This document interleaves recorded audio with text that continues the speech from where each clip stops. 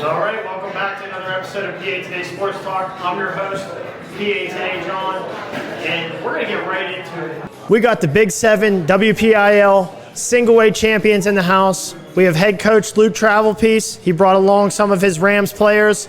We're going to get Luke on here in about 10-15 minutes, and then we're going to have the players join about 30 minutes into the show. But before that, you know I always want to go over some big games and some things that happened this week, so we're going to run down a couple games that I thought were just big-time games. First off, Avonworth, they take down Seton LaSalle 35-20. That's a big win for Avonworth. And for Seton LaSalle, I want to say this. You guys had a great season, and you have something to build off of. Continue to work. I could see this team being a serious 3A contender in years to come. Now, another game I'd like to talk about is the Bethel Park versus South Fayette game. There was playoff implications on the line after Bethel lost to Moon. This was a must-win game for them. WPIAL Blitz, they were kind enough to provide everybody publicly with a thread of the 5A playoff situation scenarios. And we're going to go through that after we have the boys on. I'm going to go down that. So shout out to WPIAL Blitz for that. That was a 49-29 win over a very good South Fayette team that keeps their playoff hopes alive. Bishop Canavan takes down Ulsh 41-7. They continue to roll. They had that one blemish to Fort Cherry. Matt Sig had a great night, and Bishop Canavan continues to roll. So I really would like to talk about Deer Lakes over Shady Side Academy at 41-35. That's another huge win for Deer Lakes and Coach Burke. Shout out to them down there. You know, they have a good team. They took a couple close losses, early in the year. I just feel like Deer Lakes, they really have a good team that's coming together at the right time. Clareton. So Clareton takes down Fraser 50-6. I'd like to congratulate Clareton Bears and Coach Wade and the boys over there. They are now the 1A. I think it's the Eastern champs, the WPIAL single A Eastern champs. They are section champs. Congratulations to the Clareton Bears and all the boys over there. Special shout out to Mike Wright Jr. He's a senior quarterback coming in this year. His first year starting. You could tell he developed over the years that he had to wait his time. He took over this team and he's done a wonderful job. So special shout out. I call him a general because he's been a field general from, back in Woodland Hills 7v7. He's been doing his thing. Shout out to you, Mike Wright Jr. As we move down, Gateway takes down a tough Norwin team, 48-20. They continue to roll. They're in the playoffs. Jeanette, 49-12. They're back to their ways. Jeanette's always been a winning program, and they're right back to their ways. They're tied with Aliquippa for the most wins in WPIAL history. Mars over Hampton, 42-15. We'll get into that a little bit more. Mohawk over Western Beaver. That was a game last week that I told everybody to be on the lookout for. The number 1 leading passer in the WPIAL and Javen Peel was with Western Beaver, and the number 4 leading passer in the WPIAL and Jay Rona was with Mohawk. Just both outstanding quarterback plays, both have outstanding receivers, and Mohawk came out on top.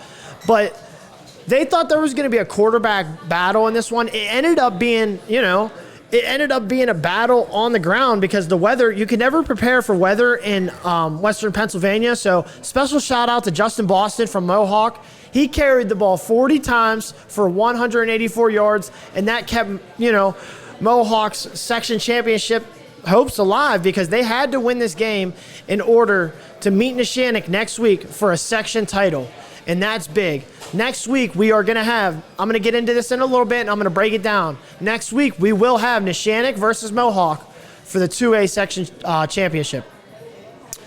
And there's just a couple more scores I want to go over, and then we're going to get Coach on the show. Montour, they stay rolling 45-13 over Blackhawk. North Hills, this was a big one to me. North Hills over a Franklin Regional team that showed they are very, very good. North Hills 16, Franklin Regional 14. That is a big win for a young North Hills team. They're not going to make there's still a possibility, don't let me say that. But they're a young team, and this is something for them to build on. South Side Beaver, they're in the house. It was the PA Today game of the week. They took down the defending WPIAL 1A champions in Union, and they did it in convincing fashion. 49-15. We'll elaborate on that more with Coach here in a second. Upper St. Clair, if you were on the internet this past week, I'm sure you saw it. Ethan Hellman to Van Hellman to win the game in 2 OTs. They went for the two-pointer. They either get it, they win. They don't get it, they lose.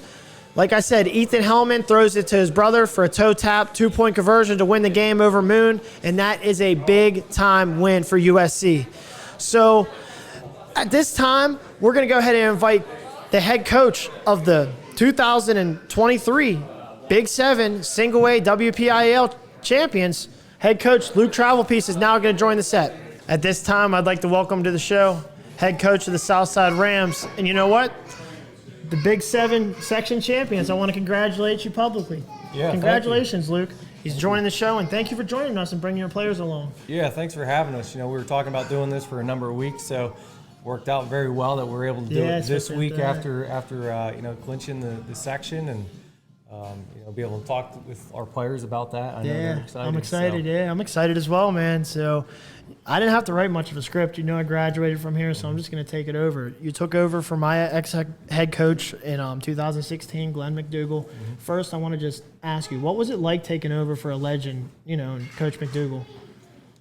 Yeah, that phrasing could be intimidating. You talk about we have one. He's an intimidating man.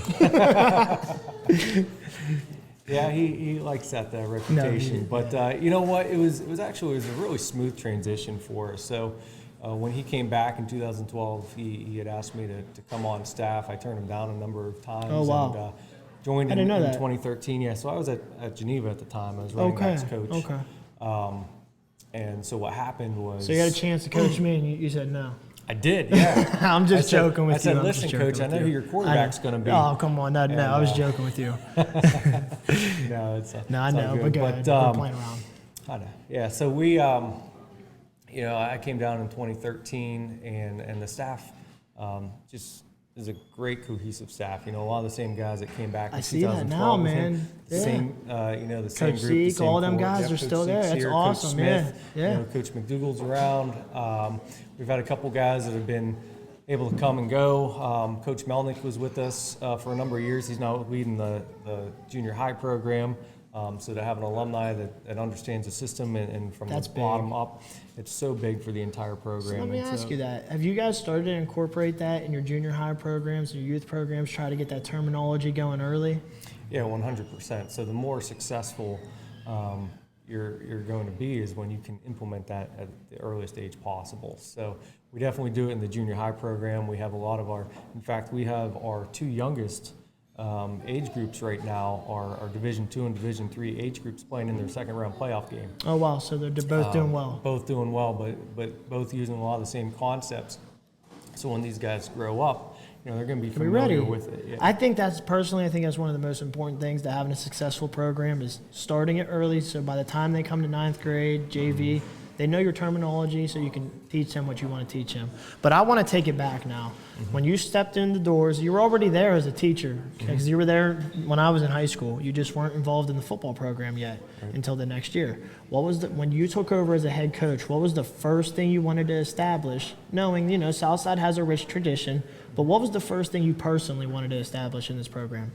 I think one of the things that we wanted to do early on, and this was even before I became the head coach, but just coming back with Coach Mack, was we had to get the weight program back up. We had to, we had the room there. We had to start utilizing it to a better capacity. I agree. And so that was something that Chris Michael, who was with us for a number of years, he's now working with the youth. His son's in the youth program, but he and I worked together at getting that room to be a place that people wanted to go and spend their time.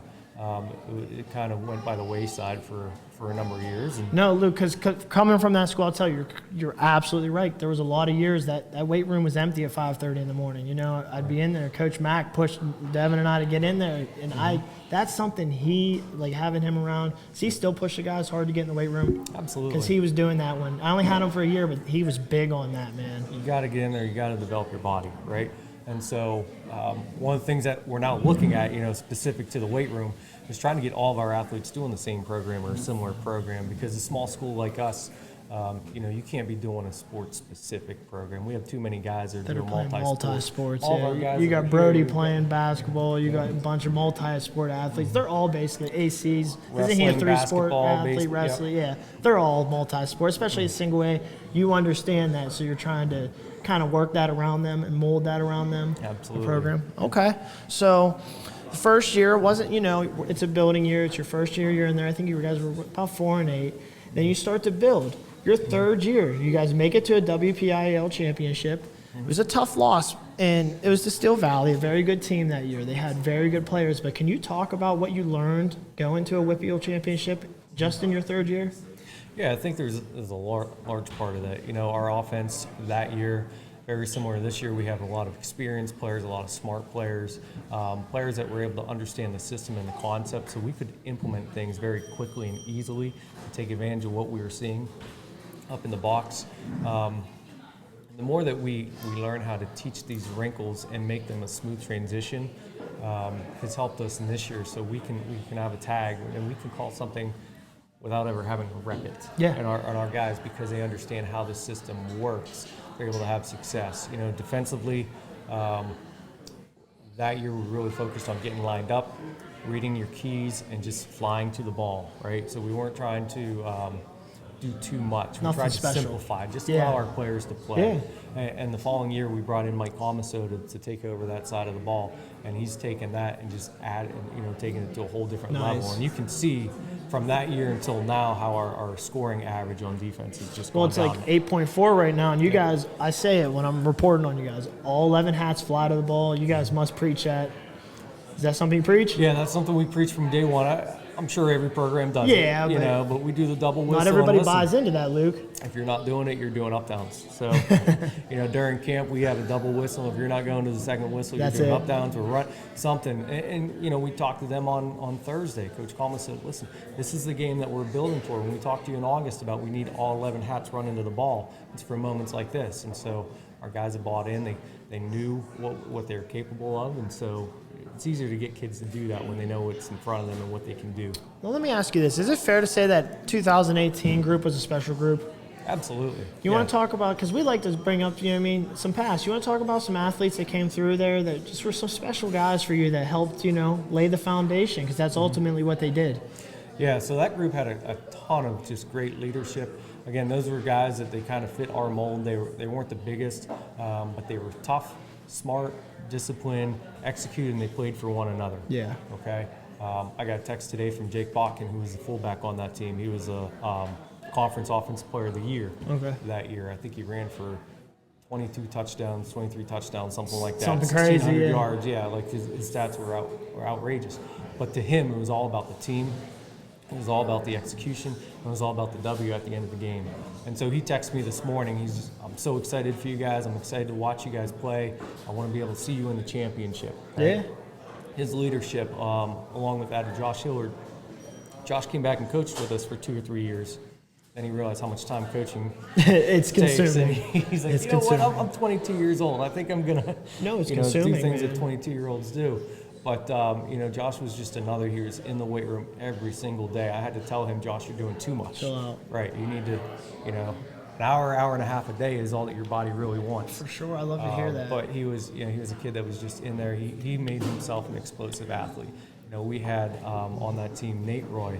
JD's here. Nate's the oldest Roy boy that we had play for us. You talk about just another kid that was unselfish, disciplined. He was playing a cover 2 shell at that time. Didn't realize how challenging it is to get a safety to be able to drop back in coverage and cover 2 and come down and be that extra guy in the fill box. Fill the gap, yeah. Until you lose him, until he graduates. And you're like, wow, we need that bandit. Yeah. How do we get that guy back? Or whatever you guys he's call at college. it. So, we had some really special guys like that. Jordan Bruce, he was probably the first one of that group to text me on Friday night. Guys that just bought I love to hear you elaborate on those guys because ultimately they helped lay the foundation. Would you agree? 100%, yeah. Okay. So they saw these younger guys, when they're in middle school and elementary That's where I was getting to. They see what, they see what's capable. They see what Southside can do, and it gives them that belief for the future. And again, you talk about our guys in the younger grades now having success. So they see it, and now they want to continue that. It's a commitment thing, in my opinion. Everybody has to buy in, from the youth level coaches to the high school level coaches. Would you agree with that almost? 100%. We've got, we have some of our youth coaches that are here, we've got youth coaches that are obviously at their games today. Yeah. But when we talk about our Boosters Association, it's a K through 12 association. Wow, okay. It's not just for the high school. It's not just for the middle school. Small community like us, we need to work together. And so there's those conversations, whether I'm popping out, I popped out to a couple practices in the summer just to see the younger guys, if they have any questions. You build that trust, that rapport. It's important. You ever meet? Do you have the young guys ever come in with the varsity team or anything? We haven't had them to the varsity practice yet. And I've seen some schools that do that. We haven't done that yet, but it's probably something we need to jump on. Something down the line, maybe. Yeah. No. I just see you're including the youth, so I figured I'd ask that. But so after 18, it took a couple years to build back up, and now you got this special group. We'll get to those guys, but. After 18 up until this point, what would you say, you've been focused on to get back to this point? Yeah, so, 18 or 19, we went, 5-5? Yes. I think it was, and we went to... I almost consider that next year it's tough to consider it a season. As many guys as we had graduated, I think we had 16 seniors in 2018. Wow. So, we had a lot that graduated. Coming back, making the playoffs. We ended up being the 3 seed out of our section that year. Very close to being the 2 seed, which, is where you'd like to be. That's where you want to be because you're opposite of the top 2 to 3. Yeah. So, we've been able to stay second or third in section since 18. That's good. Which is speaks to the commitment of our kids and the buy-in. But, we had to come back with, again, how do you develop the base plays? How do you expound upon them? How do you add your wrinkles? And with the experience of these guys playing from 7th grade up through now, they understand it. So we're able to add a whole lot more to the offense. Yeah, and you see it right here, 28-6 over the last 3 years. What was it about this group that was able to play at a young age? Because a lot of these guys are experienced and they were playing since freshmen, sophomores. You know what? God-given ability. Yeah, no. You're not playing as a freshman and a sophomore if you're not blessed with better traits than I had, at least as a player, right? No, we know that, yeah. These guys, but they come in, every single one of them, not only are you blessed with talent to be able to play at that age, but you come in, you have the right attitude, you want to learn, you're coachable, we can trust you out on the field, right? So we talk to our kids all the time, the best ability is dependability, and all these guys that were playing at a young age, they showed us that. And I know it might hurt, but last year we were in the semifinals. It was a rough night for you guys against Bishop Canevin. What was something that you and your boys learned all together, because that had to be a growing process for that team? Yeah, so we alluded to it earlier. We came back in August and we said we're building towards the end of the season, right? So we're practicing things in August, September, October. Maybe we don't need them for this week to win this game. Late November. But we need them for November. And if we wait until November to implement them and start teaching you, there's not enough time. Just like them coffin corner kicks? Well, those we started repping this week. But, you told me they weren't on purpose. Not to be on side, not for us to recover. Oh, right. No, okay. You were keeping away from their athletes. Okay, yeah. I didn't, because the way he put it perfect, man. Yeah. That kick, those 2 kicks, you got a great kicker. We first do. Off. Now, and he does. Mateo goes and works on his own a ton. He's a really good kicker for 1A, man. Yeah, we're blessed to have him. Won us a Rochester game last year. And why I say that is because where he put those kicks, they were right where they need to be to make that play, to be honest. And I know that Nick made a great play, but the kicker, those are great kicks, man. Yeah, and we couldn't have predicted for the ball to just sit there, right? I mean, that was one of those things. You can't predict anything. The ball bounces the right way for you, but we just wanted to get it away from those guys. We kind of identified we want to kick it to this area of the field. So that left area was that's where we were aiming for? Actually, we sent them out in the huddle, and we said, hey, we're going to go more to right. As an ex-kicker, I know about this. Yep. So we sent them out in the huddle. They're with Coach Smith, who's our special teams coordinator. We're going to go more to right. Everybody gets lined up. I yell out to Mateo. I just say, Mateo. That's all I said. He's like, I got it. We go left. Oh, okay. And you did give him the left signal? I didn't give him the left signal. I just said his name. He's like, okay, I got it. he knew Coach. what it was. Okay. Yep. And so we go more to left, and things worked out for us. You know what? We're full circle, so let's just get into this team now. So Ryan Navarro, when he runs the ball, he plays with a certain attitude, and I identified it. Right. What has it been like to coach a kid like that that just he don't give up? Yeah, you know what? He's, Ryan's a different bird, man. He's a different breed. He's a different breed. You know, he doesn't stop. He's relentless. You know, he keeps his legs churning. He's kind of got that attitude like, you're not bringing me down. Yeah. On defense, he's coming to hit you. He's coming to smack. And, he's 100 miles an hour during, on game day. So, he helps with the offensive line to just bring that downhill in your face mentality. Yeah. And then you add some of our Works athletes, perfect in offense like that, man. 100%. And what I wanted to ask you, so you and I talked privately a little bit about this from when I ran the wing tee, from when you guys ran it now I was watching up in the box. It's a little bit of difference. How were you and Coach Mack able to come together and, we're going to stick to your wing tee, but we're also going to make this a little bit of a hybrid so we can do other things, because you guys are able to split people out now, I've seen, and that was something that wasn't always happening in that way. Right. So traditionally, the wing tee, you're under center, and you're running belly, you're running buck, you're running those things. What we've been able to do over time is we take those concepts and we add them into more spread elements, spread concepts. You have to be willing, and I think it was you I was speaking to, you have to be willing to let your quarterback be a runner also. He has to kind of replace the fullback in the traditional plays. 4 running backs. Yep. And so, you're able to get guys out of the box by doing this. You're able to get angles, which the wing tee is all about angles, right? Yeah, doing your job. You're able to see how they're adjusting to different formations, more formations that you can give a defense coordinator to have to prepare for with the misdirection. It's a challenge, And when I was out there the other night, I don't know if you guys still call it. It was called third.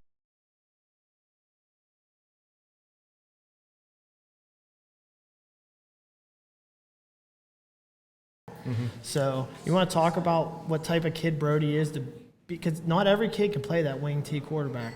Want to speak on him a little bit in his game? Yeah, so, again, not just all these guys, they want to win, we'll get to him. But Brody's got, he's got this mindset. He's got to be a coach out on the field in many ways. If we have a bad play call, he has the freedom to change it if he likes attacking the other side of the field. He has the experience, right? Time. Yep. We tell him all the time, you have to scan the whole field. If you see we have a weakness or an opportunity to take advantage of it, do that. So he has that freedom? He has that freedom. There are times where sometimes if we want to stick to a play, we'll say stick, don't change it. Okay. But he has that opportunity and that freedom, and 9 times out of 10, he makes us look really smart. Yeah. So he does a great job of just understanding what the scheme is, and the majority of the time, like it's weird. He'll check out of a play for himself to get it to somebody else because he sees what we can. We can utilize, and so there's an unselfishness there. It just comes down to a desire to win. Yeah, and so you've been personally telling me about Andrew A.C. Corfield for a while now, since he was a young kid coming into 9th grade, and Hookstown's an area where not a lot of people travel out there, So once I seen him in the summer, I started screaming his name because he's the real deal. You see him every day. I've only seen him a couple times. Can you tell the people what type of athlete he is? As his head coach. All right, so I'm not even going to use my words, and this might be high praise. Western Pennsylvania, you guys all know, but our defense coordinator used to coach at Hopewell. There used to be a running back there by the name of Paul Puslesny. May have heard of him. Coach Calmaso tells us all the time that AC reminds him of Paul. Okay. So I don't know, as a Western Pennsylvania football player, if there's higher praise than that. No, not much higher than that, because Paul, everybody knows Paul with WPIAL. Yep. So I want to move on to your trenches now. A guy like J.D. Roy, I came out there this summer, I established straight away. He's a monster. He's a bull. He don't have the size everybody has, but he will continue until he gets the job done. Can you speak about that kid's attitude and what he's done this year on the field? He's relentless. He's the guy. He's in the weight room all the time. He's a leader. He's that guy that leads by example. He's the guy that says always, hey, guys, we need to focus. Shut up. Let's get back in the huddle. But he sets the tone for us physically, mentally, emotionally. He's that guy that people are going to fall in line behind. And really, when you look at him, you have to. Right? You have to, yeah. You have to. And so I'm going to say it, Casey Lewis. I was coming off the field talking to Coach McDougal. We took the 100 yards. I talked to him. I said, Casey, man, he is playing some good football right now. Can you speak on what that kid's done this year? Casey's he's so quick. He's another guy that has a relentless motor. We actually made a switch with him. Okay. We switched his position a number of weeks ago. It's just allowed him to take advantage of his strengths, of his quickness, of his feet. But he's also so disciplined in what he's doing. He never takes himself out of position, continues to ride his feet. And again, just that other guy that in our system gives you 110%. He does his job, allows his buddies to do their job, and at the end of the day, because everybody's doing it in unison, he's making these plays, right? How many sacks did he have the other night? He was all over people, man. Mm-hmm. I want to ask you this. So now I want to kind of give you an opportunity, because there's guys that get their name out there, and we always hear their name. Can you talk about the guys that do their job that might not get the newspaper shine, you know what I mean, the shine from the outlets like me, but you know deep down they're doing their job every day, and they deserve some credit. You want to give those guys a shout-out? Yeah, the first guy I'm going to talk about is our guy hero, Slayton. You know, he's a captain as a junior, right? So, especially when you have a team that has 11 seniors, to have an underclassman captain. Not often. Not very often, especially not a team that is a second experienced as you guys. Has a lot of top talent. But he comes in, he's another guy, leads by example. I don't think he missed a single workout in the off season, right? So he'll go right into wrestling. As soon as wrestling's done, he's with us. Not only does he come work out with us, he goes to Hopewell, works out, I believe, the gym's K&B. And he'll do whatever we ask him to for us to be successful. So in the summer, he's repping at nose guard, he's repping at defensive end, he's repping at linebacker. He can play them all well. Offensively, he played left tackle for us last year. Oh, wow. Played a number of games at guard. He plays tight end for us now. He plays fullback. Sometimes we split him out in the slot. He's just that guy. Plug and play. Put him wherever you need, and he's gonna again bring that physical presence. To me, he's one of those unsung guys that allows us to have so much flexibility within our scheme, offensively and defensively. So I know what you did with Nick this week, but you want to speak what you did with Nick? Yeah. So you guys are watching. You're familiar with Union. They have this quarterback, Braylon Thomas, at All-State last year, I believe it was. He was a 1,000 guy. He's just, when he decides to take off and run, he's scary. But the problem is, he doesn't just run to the design hole. You don't know where he's going. You don't know where he's going. They snap he sees something and he just takes off and goes. So, one of the things that we had to do was, again, be disciplined, stay in your gap, do your assignment. And so we asked Nick, who's one of our seniors and a superb athlete. I mean, you see him on kickoff team fly down there. He's always the first guy down there. Usually leads our kickoff team in tackles. Hey Nick, we need you to go out. We need you to try and run around like what Braylon does. Force us to be in position. Make us contain you. And he came out on Tuesday, did a great job of it. Did it again on Wednesday. Broke a couple on us. Yeah, right? But that's going to happen when you do that, man. Yeah, you get an athlete out there, that's what's going to happen. But, it drives from that point to our guys and you just reinforce the amount of discipline it would take for us to be successful and ultimately had us prepared for Friday night. Yeah, man. So I want to ask you this. What do you think the biggest difference is between last year's team and this year's team? Last year we were still young. Yeah, you were. We were still young. We had 6 seniors. One of them was injured for the majority of the year. 2 of them hadn't played football before. Oh, wow. Right? So we had, at the beginning of the year, 3 seniors coming back that had played football the year prior that were healthy. Okay? This year, we have 11. Now, one of those is a first-year player, but still, we bring back a large number of seniors from last year's group. Finished 11-2. You have it written down. We're a win away from Heinz Field. A number of these guys were all conference as sophomores, so they know that they believe in their ability, but they know how close we were, and we don't want to settle for a game away again this year. I know we don't want to look forward too much. We had that loss to Bishop Canevin, so if we do run into a team like that, because it's going to be this seeding's going to get fun. I'm going to have a seeding show at the house. It's going to get fun. Mm-hmm. What do we got to do to prepare for a team like that? I don't want you to look too far ahead, but they have a lot of athletes. How do you stop a team like that without giving away too much? Yeah, you're right. First, we need to focus on Rochester. Yes, you do. Because, man, I'm watching tape of them, and Tone's a dog. And Tone's back. And Coach Matsuk, we know what coach. He's been around for a long time. He's going to have them prepared. They're going to be a tough, physical, punch you in the mouth football team. They always are. They always are. They've got good speed in the secondary. They're able to run to the ball. They're going to challenge you offensively. Again, they give you a number of different looks. So you're not just getting lined up against one formation, so we have to be prepared for everything. So, yeah, we don't want to look too far down the head into a can of So I'll ask it like this. So when you're in November, you're going to face teams that are going to have some very good athletes. Right. How do you, you know what I mean, change, you know what I mean, the outcome from, I don't want you to give away too much, but how do you change the outcome and how do you prepare for teams with very good athletes? You got a Matt Sieg, you got a Jason Cross. 1A is loaded with athletes. Clareton just won the section. Yep. So there's going to be some athletes in this playoffs. How do you prepare for teams like that? I think it's, reinforcing what we've been teaching fundamentally throughout, okay? One of the things the best things you can do when you have good offensive athletes is keep the ball away from them, so we have to control the clock, right? It's part of why we do what we do. You guys do that great job at that. Continue to harp on just being fundamentally sound on defense, being in position. Don't try to do too much. And so last year we tried to do too much as a staff. We tried to implement something new against Canevin. You told me schematically. You can't do that the week up, so we have to be prepared in that way. So the kids are familiar, they're comfortable with what you're looking to do, right? So we need to do that, but then I think just playing a kid like Braylon Thomas and being able to have success there. Northgate has an awesome quarterback, running back, wide receiver. Austin Mitchell, just another guy that when he gets in space, he's scary. So, we had a similar conversation about him.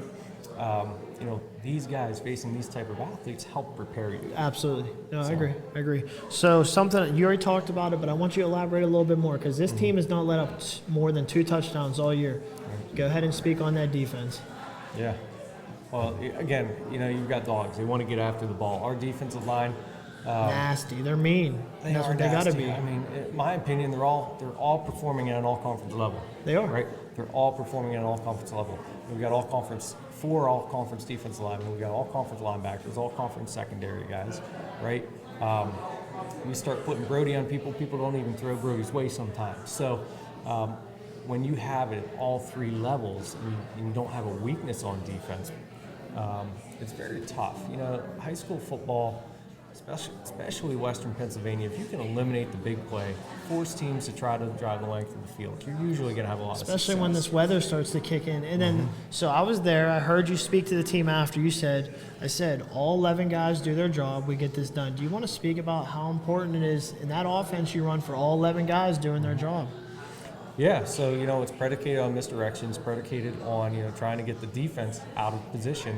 But in order to do that, again, some of our wrinkles, guys have to be able to take the proper first steps. Guys have to be able to work in unison on their double teams.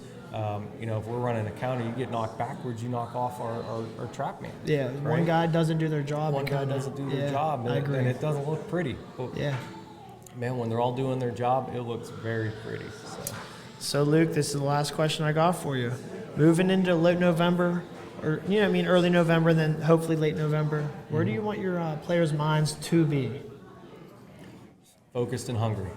We had that this week. It was the best week of practice we've had. Now we need to come back and we need to replicate that against Rochester. Finish off the regular season, hopefully 10-0. That's going to be big for seeding. You just alluded to seeding. There's so many tough teams in single A. There's a ton. You want to make sure that you put yourself in position where you're able to be successful. How are they going to do 1, 2, 3, 4? What's that going to look like? What do seeds 5 through 8 look like? So we need to come out, we need to finish this week, and then we need to continue to prepare each week to get better day by day, to hopefully it would be either the end of November and early December. Yeah, let's hope. Facing those other guys. You got it. Luke Travel Piece, I can't thank you enough. Yep. Big 7 1A champ. I'm with Southside head coach Luke Travel Piece, and that's the segment. Thank you, guys. Thank you, Luke. Appreciate you. PA Today Sports Talk. We're back. And we're with the WPIAL Single A Big 7 champions. They defeated Union 49-15 the other night. We're just going to go down the line. I know these guys, but I'm going to let them introduce themselves. JD, go ahead. Yeah, I'm JD Roy, class of 2024. I play right guard and defensive end. AC? Andrew Corfield, class of 2026, running back, outside linebacker. Brody Almashy, class of 24, QB and DB. Slayton Williams, class of 2025. I'm tight end and a nose tackle. And first off, I want to congratulate you guys on the section champions. It's big, man. So we're gonna start with you, JD. I know I talked to you guys a little bit after the game, but I couldn't. You guys' emotions are high, so now we're gonna talk about it. What was this week's preparation like? For Union, facing a guy like Braylon Thomas, Mike Gunn, and a lot of athletes. What was the preparation like? Well, it was huge. Obviously, we knew the amount of success they had in their program. We knew we had to get ready and prepare greater than probably some of our other opponents prepared throughout the week. And I thought we had a pretty good week of practice. We were all focused in, able to get the win, so that's what it's about. AC, what was this week of preparation like for you personally? Just doing our job personally. Each individual was big because we all did our job. We knew that if we all worked together, we had enough to get the job done on Friday. Absolutely. And Brody, you've been the QB of this team for a while now. You're the leader out there. You knew this game was big. What was preparation like for you? I mean, just stay disciplined. Don't let our emotions run too high. And, I mean, we just stayed focused throughout the game and just came out with the dub. Yeah. Slayton, after the game, I told Coach Mack, I said, you play with a different type of – you got an anger to you, boy. What you play with – like, I asked Ron Navarro when I talked to him, you know what I mean, what's your mentality out there between the lines? Just go out there and dominate. We played first, second championship. That's big. First time in 24 years. Just got to go out there and leave it on the field. Yeah.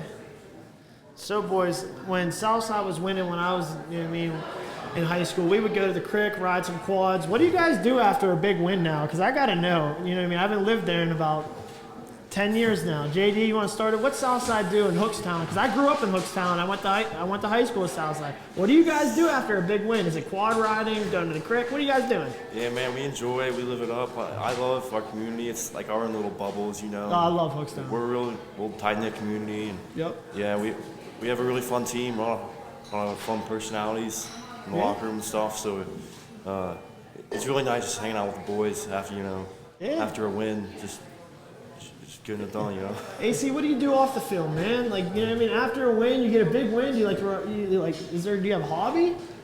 Well, me after a win, I'm usually beat. I'm You're tired. beat, you're just going to bed? I'm going to talking bed. next day. Is there something you like to enjoy to do? You know what I mean? Just hanging with friends. Okay. And Brody, you got boys. something you like to do after? I mean, we don't really ride. Like, there's groups that ride quads. But, like, You're not in that group? nah, not really. And I don't know. We just go over to each other's houses and Just hanging out with friends? And then what's your favorite thing to do off the football field, man? Off the football field, I like to play with my friends, video games. Okay. A lot of that. Okay.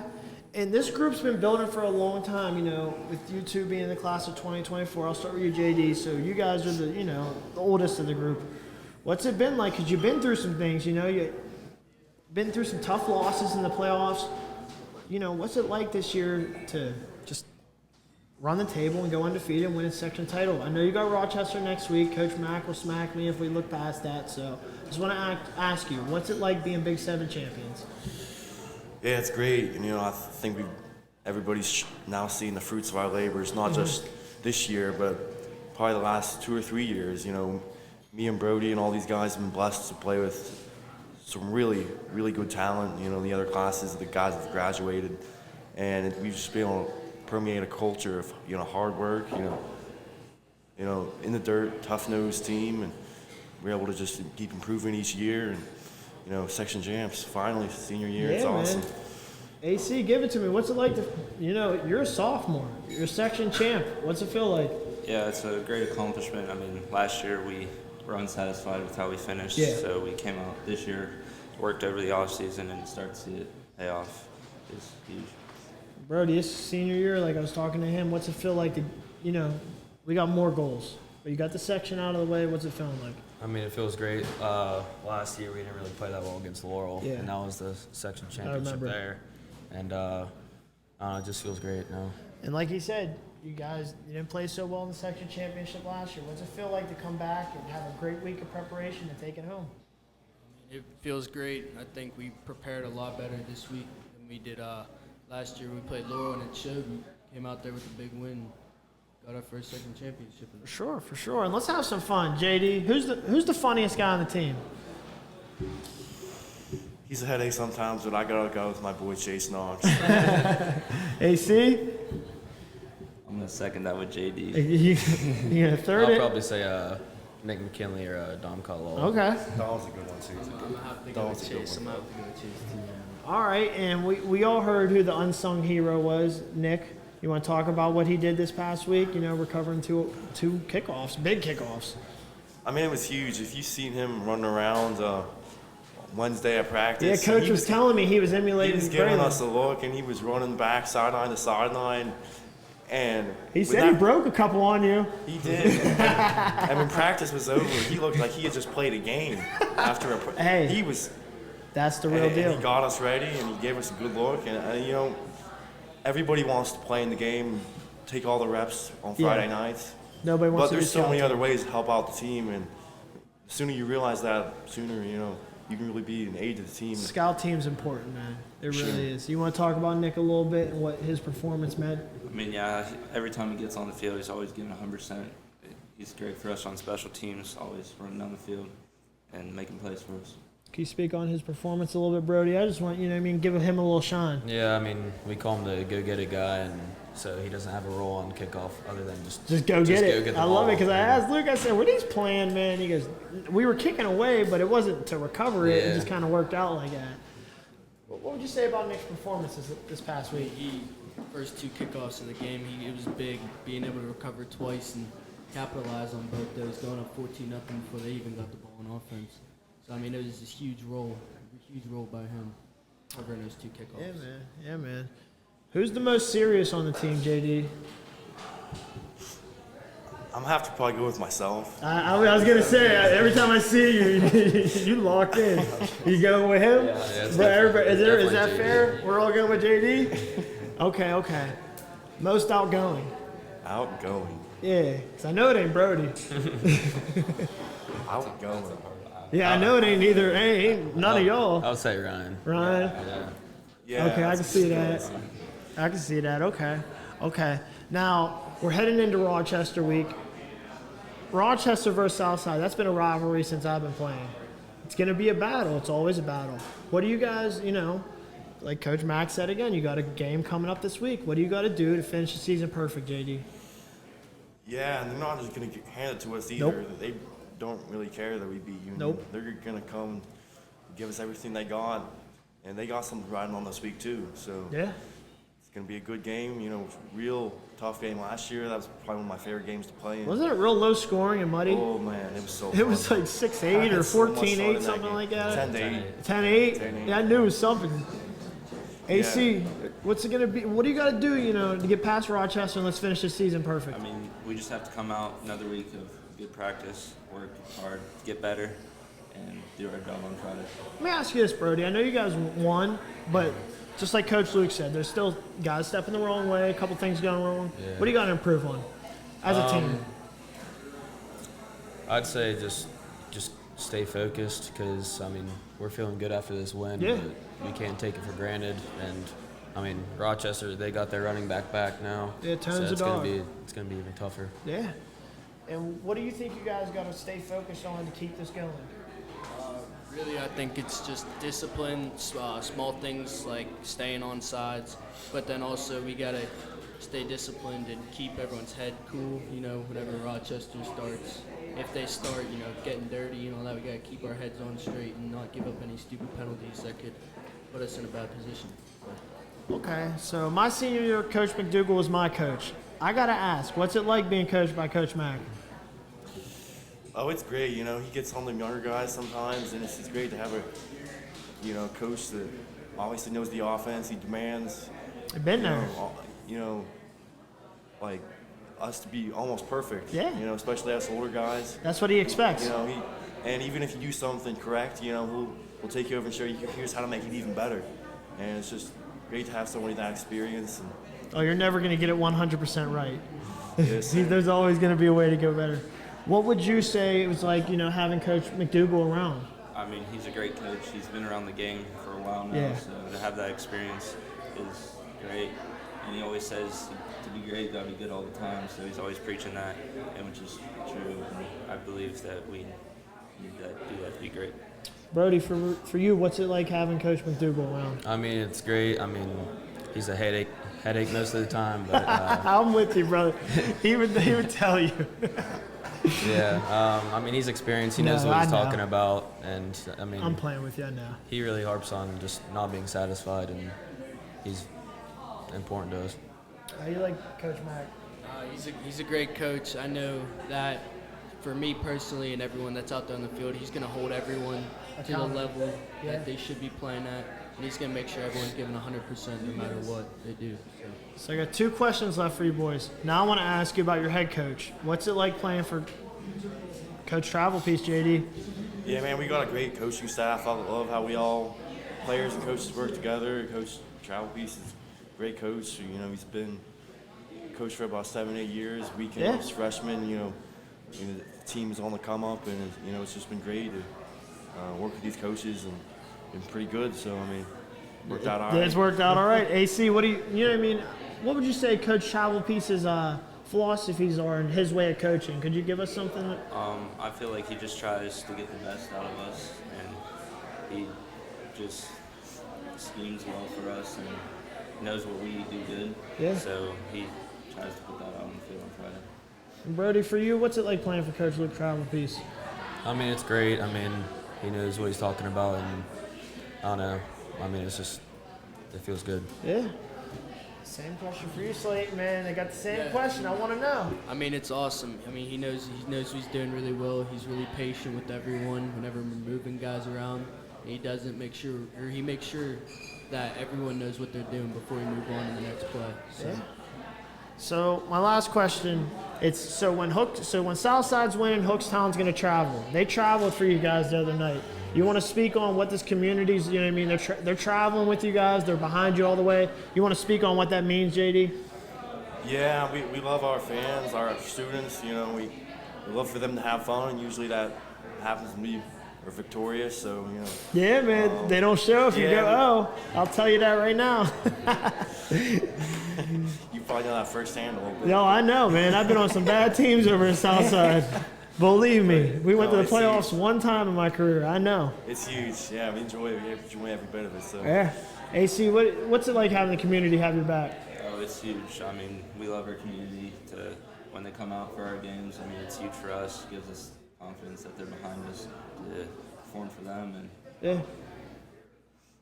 I'm gonna switch it up for you, Brody. So, what was it like running to your, to your fans after that win, after the Union game? Because they were all still there, not one person left. What was it like? It felt great. I mean, that was the loudest I've heard them this year, booing the refs and all that. And I mean, we just feed off of it too. Yeah.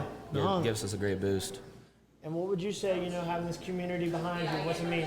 I think it's awesome. Whenever they travel with us to the away games. I think it's awesome.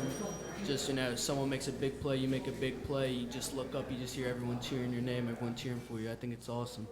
Yeah, it is, man. So we're here with the 2023 Big 7 WPIAL Single A champs. Can't thank you boys enough. JD Roy, Andrew AC Corfield, Brody Almashy, Slayton Williams. Thank you guys for joining the show. Appreciate you boys. And that's the segment with the South Side Rams. I'll get you in a minute. All right, thank you boys very much. I appreciate you. There's a couple guys that just went completely off. We're trying to get them on the line. It was the last second thing, so if they call in, they call in. If not, they don't. But I want to start off with Mondo Hill from West Mifflin and the entire West Mifflin line. They are the players of the week. 499 yards for Mondo. I mean, unbelievable. What Rico Steele, Juice, I mean, those guys are doing up front is just unbelievable. That entire West Mifflin line and Mondo, you guys are PA Today Players of the Week, and I just wanted to get that out first. Another PA Today Player of the Week is John Tracy from Aliquippa, scoring 5 touchdowns 5 different ways. We're going to see if we could get him on here. I just gave him a text. If he answers in time, we'll get him on a call. But an unbelievable performance from John Tracy out of Aliquippa. That kid is one of the best athletes in the entire WPIAL, and I will stand on that statement every single time. Every time he shows up, he plays. He has some of the best body control that you'll ever see. John Tracy needs to be highly recruited. He's a guy that can affect colleges, and he can affect at the next level, at a high level. So we're going to talk about some games that are, big games this week. Crosstown rivals, Neshannock versus Mohawk. The 2A section title is on the line. Neshannock versus Mohawk. Going into this game, Neshannock is known for their play up front under Coach Fred Mazzocchio. He's in his 12th or 13th season. Ever since he's come to Neshannock, they have been a team to be, not to be played around with. Up front, they are consistently good in the trenches. Then they have some players breaking out for them that, running through those holes. They have a kid in Anthony Eakin that has been breaking out. He's a 4-5 guy. He sees that hole, he hits it. They got a guy in Gino Mazzocchio. He sees that hole, he hits it. He's a quarterback. He's a dual threat guy. And then over on the other side of Mohawk, you got a guy, Jay Rona, who was coming into this past week at number 4 in passing yards. He's one of the better quarterbacks in 2A. We just have to say it. Him and his cousin Bobby Fadden, who's a wide receiver DB. He's leading them receiving yards along with Dante Retort, returning first team all-conference defensive back. And then Boston Scott, who we talked about, who had 40 carries and just ground and pounded and helped them win over Western Beaver in a chilly, bad weather game. So Neshannock versus Mohawk for the 2A section title. That's a game to keep your eyes on. Come on, man. It's Central Valley versus Aliquippa week. Do I need to say anything else? I mean, CV and Aliquippa, it's going to be a game. CV has a couple losses this year, and Aliquippa's undefeated. But the one thing I do know is anytime Central Valley battles Aliquippa, it's going to be a battle.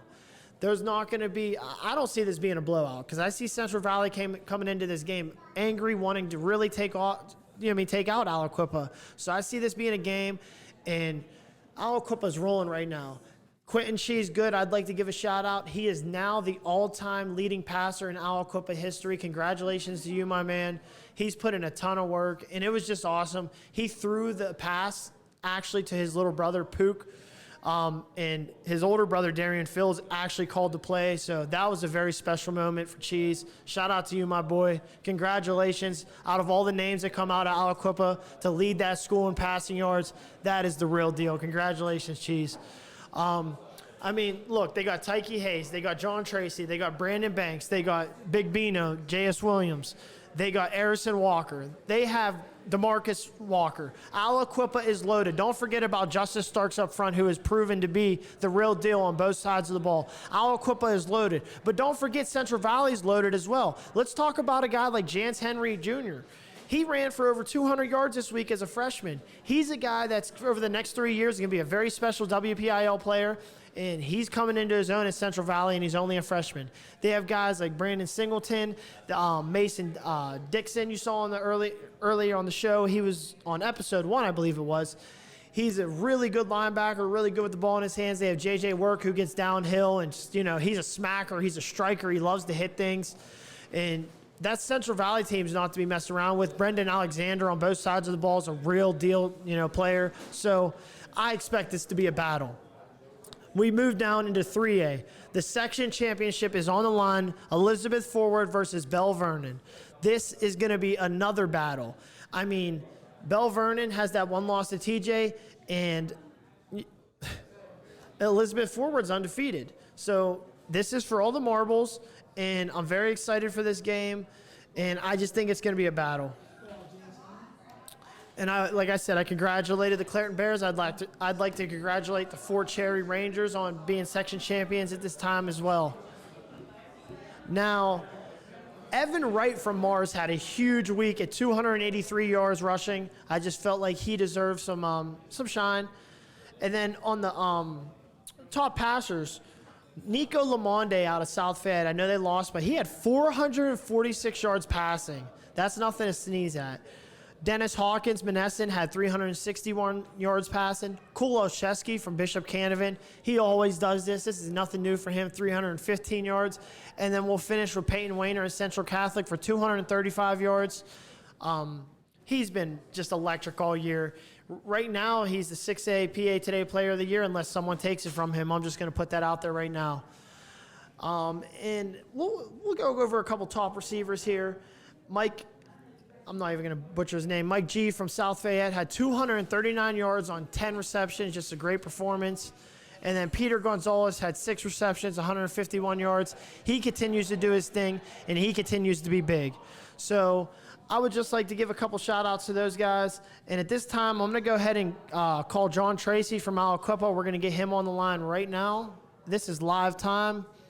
JT, what's up, my guy? Your player of the week. Good to talk? Yes. All right, we're live on air. Is that cool? Yes. All right, JT. So first thing I'm going to ask you, man, you had 5 touchdowns, and it was 5 different ways, right? Yes.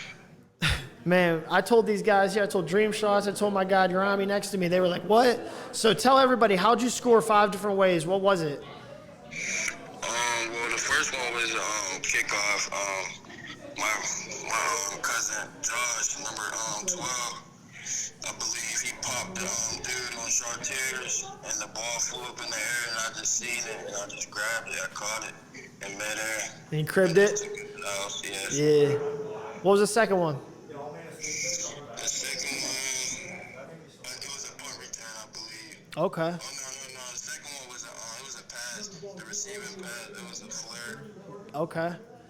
And then, I mean, what's it like, having a game like that on senior night? It felt good. It was really natural to me. It's really like, I really just needed them to give me the opportunities to show them what I can do. And Yeah, they gave man. me the opportunity, so. And I talked to you about this early in the season, man. Your body control is something different. Do you work on that, or is it just a God gift? You know what I mean? Is it just God gift? It's God's gift. I'm just blessed and I thank God. And let me ask you, man, this Quip team's rolling. You want to shout out a couple of your teammates doing their job right now? Yeah, I want to shout out my boy DeMarcus Walker. He injured right now, but he back this week. For sure. Number 5, my boy Braylon, my center, 53, he gonna be out. I want to shout him out too. Shout out my quarterback Cheese. For sure, I man. want to shout out my boy Tight. You know what I'm saying? Always gotta shout out him, running back stuff. Yeah, for sure, bro. For sure, bro. I get it. And let me ask you this, man. When the pill's in your hand, what you thinking? You just thinking crib the whole time? Yeah, I really just be thinking I'm gonna get in this end zone. For sure, man. And you guys are playing good, but what do you guys got to continue to do to, take this thing into the WPIAL championship again and then finish it with a state title? We really gotta focus more, like play through the flags and all that. Yeah. All the penalties, because you know how they do us sometimes. So we just gotta play through that, stay focused. Yeah, for sure, man. And last question for you. I'll get you off the line. What can we expect out of these Aliquippa Quips? 9-0, or I think it's 8-0 now, or 9-0, excuse me. What can we expect moving forward into the playoffs and next week? You can expect violent games. We're gonna be playing fast, physical. For sure. Hey, John, I really appreciate you calling in for a couple minutes. Thank you, my man. Your PA Today Player of the Week. Thank you. For sure. That was Aliquippa's John Tracy. That was PA Today Player of the Week. Now we're going to move into the PA Today Power Rankings. But before we get into the Power Rankings, parents, if you're having a hard time getting your child recruited, PA Today is here to help. We have services that can help get something done with your film. We can help you with film management, and we can, teach you how to put these plays in order the way they should be. We also build player profiles, and we also have many recruiting services that are available today. Just reach out on any PA Today social media platform, and you can also reach me at magusiak3@yahoo.com. So if you're having trouble with getting your child recruited, go ahead and reach out to PA Today, and we'll help you as much as we can. We're very flexible with prices. We tried to cut the price in half of every major recruiting service so that we can help the kids and parents at an affordable cost. So go ahead and contact PA Today Sports on any social media platform, or my email, magusiak3@yahoo.com, if that's you and you're a parent in need. So now that we are into the PA Today Sports Power Rankings, 6A, not much movement. Central Catholic got things locked up at number 1, North Allegheny at number 2, Cannon Mac at number 3, Mount Lebanon at number 4, Seneca Valley, who has shown that they got better and better each week, they are still at number 5. Now, Central Catholic is going to be the 1 seed, and then that's going to be the seeding. So you only got a 4-team, a 4-bracket playoff in that 6A classification. So these teams, it's just you're 1 and you're in. So anything can happen, but Central's been really looking good as of late. But I've been seeing a lot of people say, did Pine Richland lay the blueprint to how to beat Central? I'm not sure that they did. Pine Richland has the personnel to line up and run that Wildcat, and I feel like that's why they were able to defeat that Central team. Not everybody has the dogs up front to do what Pine Richland did to Central Catholic. So as we move down into 5A, this is going to get fun. The seating is going to get fun, and the seatings come out, I think, next week. We're going to have the boys come to the house, and we're going to, we're just going to chop it up, sit on the couches, and have a good time with that. In 5A, I have Peters Township at number 1. They're undefeated still. Penn Hills at number 2 with only that one loss. Pine Richland at number 3. I mean, we've seen what they've been able to do. Gateway at number 4. And then Woodland Hills is going to drop down to number 5 after a loss to Pine Richland. But we're going to go head over to the WPIAL Blitz site now because he put together a very good 5A thread of playoff scenarios. And I really think it's something we should go over because the 5A scenarios are absolutely out of their mind. So for starters, shout out to WPIAL Blitz again. This is their information. I reached out and asked them if I could use it, and they gladly they always let me use their information. So thank you again, WPIAL Blitz. For starters, Peters Township, Gateway, and Penn Hills, they have all clinched a playoff spot, and they're in no matter what. That leaves only 5 spots to be decided between 8 teams. And those 8 teams that are still up for a playoff spot: Bethel Park, Upper St. Clair, Moon, Penn Trafford, Franklin Regional, Pine Richland, Woodland Hills, and North Hills is actually still in it too. So let's start in the Allegheny 6 Conference. This is a thread from WPIAL Blitz once again. Peters Township is in, first if they win, second if they lose. Bethel Park is in with a win or a Moon loss. They are in first place if they win, second if they lose and Moon loses. Allegheny 6 continued. Moon is in with a win and a Upper St. Clair loss. Second with a win, Bethel Park and Upper St. Clair loss. Then they would be the 3rd place team and get a wild card if they win, Bethel Park loses, and USC loses. Or Bethel Park wins and USC loses, excuse me. Moon is out if they lose. So if Moon loses this next game, no playoffs for them. They are out. This is a must-win game for Moon. So we move on to the Big East Conference. This one is the easiest, they said. The winner between Penn Trafford and Franklin Regional finishes second, and they get in. The loser finishes in at 3rd and will only have 30 Gardner points, which means they cannot get a wild card over any team that finishes 3rd in Allegheny 6, according to the WPIAL Blitz. That said, there are still scenarios in play where the loser of the Penn Trafford, Franklin Regional team, the loser of that game, they can still get in. Since the Allegheny 6 is guaranteed to get one of the 2 wild cards, we're going to get right into those scenarios. So the Northeast Conference, Penn Hills, they're in. Woody High, they're in with a win. They win, they're in the playoffs. Pine Richland's in with a win or a Woody High loss. So that's the situation there. Now let's talk about the North Hills Indians. North Hills is out with a loss. Just like Moon, they lose, it's over. If North Hills wins by 8 points or more, they are in. They are second if Woodland Hills, now this is if Woodland Hills loses, they will be second, 3rd, and they will get the wild card if Woodland Hills wins. So just pay attention to, who I'm saying wins and loses here. If North Hills wins by 7 points or less, they are in via wild card if Woodland Hills wins, but they are out if Woodland Hills loses. So 5A seeding is going to be crazy. The situation for the Pine Richland Rams, who we had on last week, it's pretty easy. You win, you're in. You're in. You get a 2nd place conference finish. Lose by 7 points or less, you're in at 2nd place if Penn Hills wins. You lose by 7 points or less, you're out if Woody High wins. Doesn't matter what the score is. Lose by 8 points or more, you're in at 3rd place with a wild card win, and Penn Hills got to win.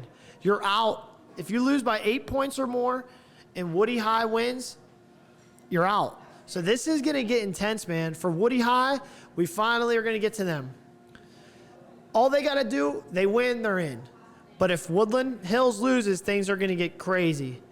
This is when things start to get complicated because Woody High lost to Penn Trafford by 2 points early in the season. If both teams finish in 3rd, 3-2 with those records, Penn Trafford holds that tiebreaker, so they will get it. And In any of those scenarios, just remember, if Moon and USC both lose, they are both out. So if that happens, then the Penn Trafford Franklin Regional loser and Northeast Conference third place team will get the wild cards. So there is just a lot of stuff going on throughout 5A right now, and it's going to be a crazy time when seedings come around. There's already 3 teams that have clinched spots, and like I said, there's only 5 playoff spots available because they only do 8 teams in 5A. So we're going to move right down to 4A. Aliquippa's in 1. They're undefeated. Montour, I got them in at number 2. They've been playing good ball. I'm going to keep them at number 2. They have a lot of weapons. McKee Sports at number 3. At number 4, I have Thomas Jefferson. They're still a really good team, and I believe that, they had one bad night.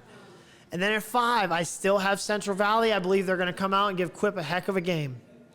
As we move into 3A, we have Avonworth at number 1.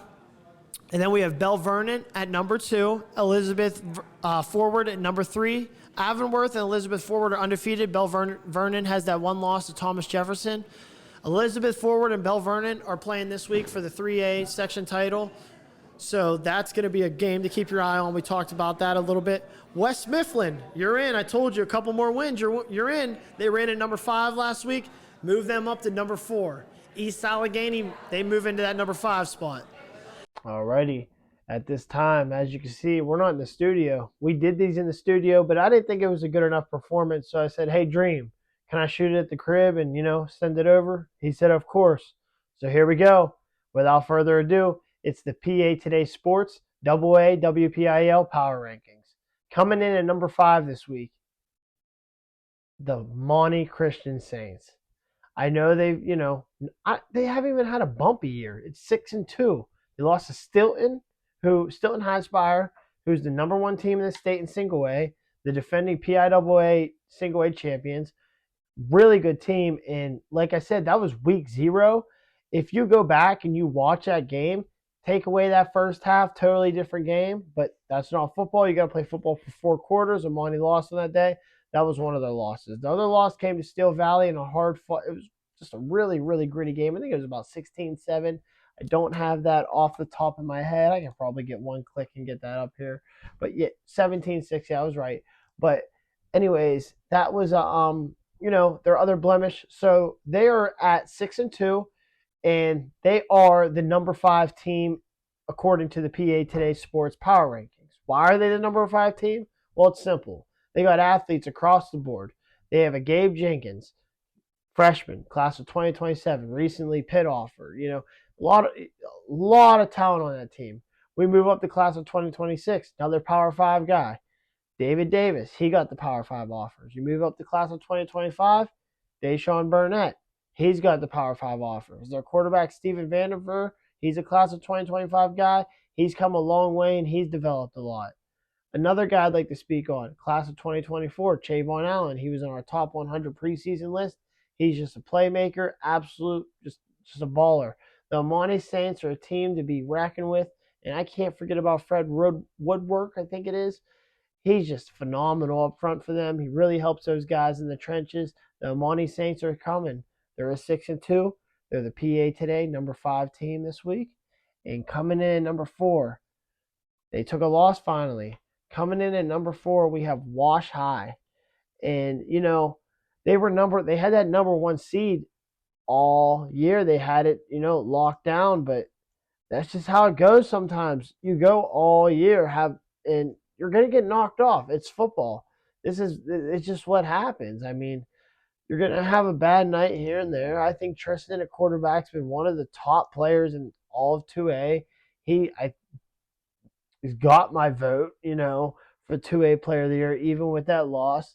They lost, Washington lost to Keystone Oaks. They had Clinton Robinson return, and man, did you see the difference there?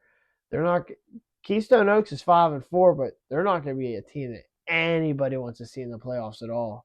But they got that. Washington lost 21-14 to Keystone Oaks. That's going to unfortunately drop them down to that number 4 position. Wash High with Tristan at quarterback, Eddie Lewis. I still have a lot of confidence. Just this week, They're coming in at number 4, coming off a loss. They rebound, and we'll see where they finish after the regular season. Right now, they're at number 4. As we move down, at number 3, we have the Mohawk Warriors at 8-1. They have played phenomenal football all year since week 0. They had Union on the ropes all game, basically beat till the fourth quarter. Braylon Thomas did Braylon Thomas things, and unfortunately, the Mohawk Warriors were unable to finish that game. They lost 40-35, but after that Union loss, they ran off 8 straight victories. These guys were Jay Rona, Bobby Fadden, Dante Retort, Scott at running back. They just got guys all over that are really doing their job. They're really performing well right now. Not Scott, Justin Boston, excuse me, that's his name. Sorry about that. Justin Boston at running back. He's a workhorse. He's always willing, take on as many carries as you need. Blake Logan's another guy for them that's been stepping up in a big way this year. So Mohawk coming in at number 3. They're going to play. I don't want to ruin it, so we'll talk about it as the team they're playing is ahead of them right now. They're going to be playing them for the section championship, and I think you know who it is. But for now, at number 2, we have Steel Valley. I mean, look, they're the defending WPIAL 2A champions. Got to give them that. They looked great all season. They're without their star player, Deron Barksdale. He's done for the year. But they still have Donald Barksdale, who is an absolute monster. He has been playing like a man possessed ever since his brother went down. It's personal. Those two love each other, and he's playing for Deron right now, it seems. And it's just the thing that, Donald's been able to do this year from a rushing standpoint is just unbelievable. Through 8 games, according to Max Preps, he has 153 carries, 1,253 yards. Now, that's just through 8 games that I have recorded. He has been unbelievable. 22 touchdowns, 5+ 100-yard games. Standpoint is just unbelievable. Through 8 games, according to Max Preps, he has 153 carries, 1,253 yards. Now, that's just through 8 games that I have recorded. He has been unbelievable. 22 touchdowns, 5+ 100-yard games. Donald Barksdale is the truth, and I think those D1 offers should be coming for him very soon. Carlos Scott, he's another guy. He's a senior leader. He's a guy that, he's just a leader for them, a vocal leader. He's a guy that flies around defensively. He can make plays in the open field offensively, but yeah. And then you got a guy up front like Mike Christ. You got to give him a ton of credit for what he's doing in 2A right now. He's clearing lanes for Donald. He's clearing lanes for, Shields. Shields is, he's getting back, and he's had some good games. He had a 100+ yard game. He has 3 touchdowns on the year. But it's mainly been Donald Barksdale. We knew. I talked to him before the season. Said, "You ready for this workload?" He said, "You know me, John. I'm always ready." Donald was ready. I think he's ready to step it up, and I see Steel Valley being able to, still make a run. As we move down, the number 1 team for the first time this year, they haven't had the number 1 spot all season. I am excited to announce this. PA Today Sports number 1 power ranking team in the WPIAL 2A is the Neshannock Lancers. This week, the Neshannock Lancers are going to take on Mohawk. And ultimately, this is for all the marbles. This is for the section championship. It's on the line, and it doesn't get much better than this. This is a crosstown rival. These guys seen each other. They've grown up playing against each other their whole lives. Mohawk's going to go ahead and travel over to Neshannock. It's not a very far ride, about 10-15 minutes ride over across town. And it's just going to be a battle Friday night. Here's the keys to the game. We're going to go over that. The Shannick is the number 1 team according to PA Today Sports. But now that we're here, I'm going to finish this with this big matchup, Mohawk versus the Shannick. Mohawk versus the Shannick. It is for the conference title. The Shannick up front, they are dominant. Mohawk has some athletes. They love to get people in space. This is a game that you want to tune into if you're in the Lawrence County area looking for some live football. Go to that one. You're looking for some stream football, watch that one. Mohawk versus the Shannick. So we have the PA Today Sports number 3 team versus the PA Today Sports number 1 team in the power rankings. That's this week's PA Today WPIAL 2A power rankings. And we'll go ahead and move down to 1A and take it back to the studio. 1A, this is going to be a lot of fun. In 1A, there's a ton of good teams.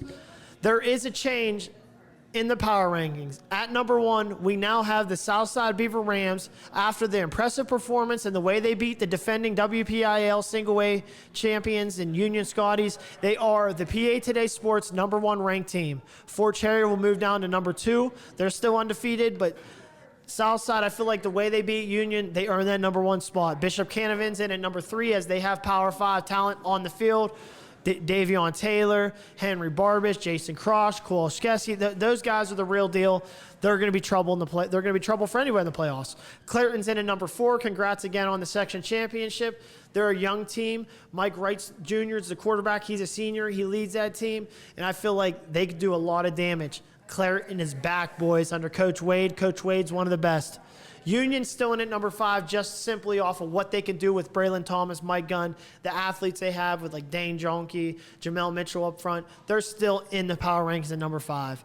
And, that's basically all we got for you this week. Thank you for tuning into PA Today Sports Talk. My name is Jon Magusiak. And before I let you go, I'd like to let you know that PA Today Sports is going to be diving into basketball, and we're going to be doing some basketball things. So be on the lookout for an announcement for that. But for this edition of PA Today Sports Talk, I'm Jon Magusiak, and ball game. That's it.